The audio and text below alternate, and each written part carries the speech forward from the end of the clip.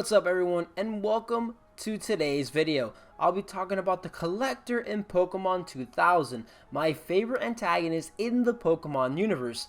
The moment in the film where Lawrence III, aka the Collector, comes face to face with Ash and the rest of the group. On accident, the Collector ends up capturing them alongside Zapdos.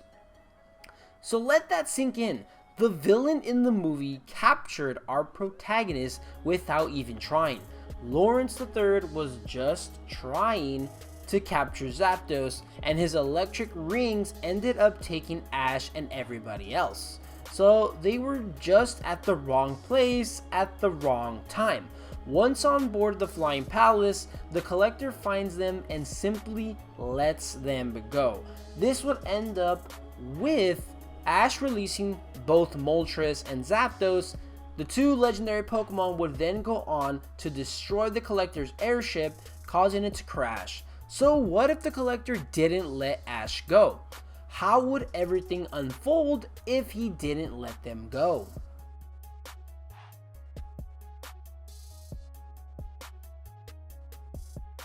Let's have a look at everything we know about the Collector up until the point where he let Ash go. The Collector has one goal, and that is to add to his collection. Now, he wants to add a legendary Pokemon like Lugia to his collection. So his plan is to first capture Moltres, Zapdos, and Articuno in order to flesh out Lugia. He has no Pokemon of his own, showing that Lawrence is a very intelligent person. Calm and collected, he has different plans when approaching each legendary Pokemon. Using different weapons located at the bottom of his airship, he uses a cannon and fires freezing shots at Fire Island.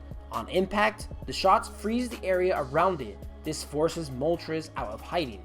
After, he's even able to land a couple of shots on Moltres, weakening it and capturing it with his electric rings, capturing his first legendary bird with little effort, showing how well prepared the Collector is.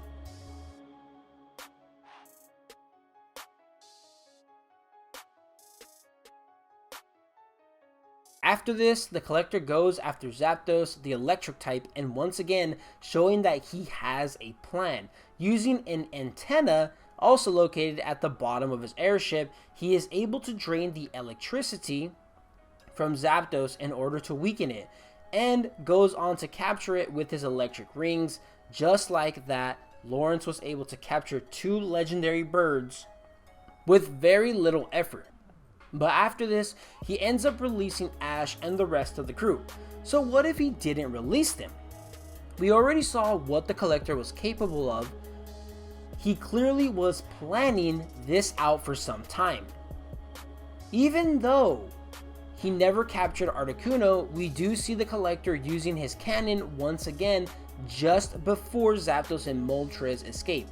Unlike the freezing shots that he used against Moltres, this time he is using fire shots in order to melt the ice, which makes sense when you look at the fact that Articuno is an ice type Pokemon.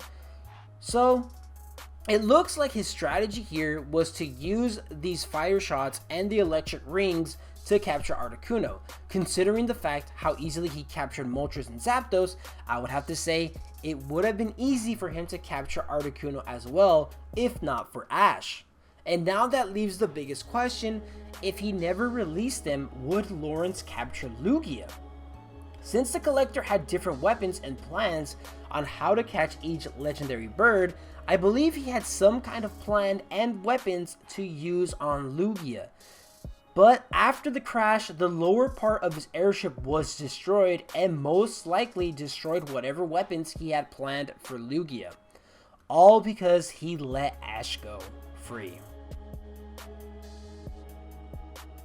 So that's pretty much all I have on this what if. Let me know down below, how do you feel about this? Do you think that the Collector would have been able to capture all the legendary birds, including Lugia, if he never released Ash? I believe he had a plan, in mind to capture Lugia, but obviously after the crash, his weapons got destroyed and he wasn't able to do that. and he was only able to use his electric rings in the end, which ended up failing anyway.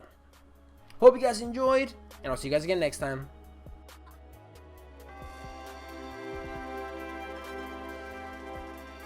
How it all began, and how I'll begin again.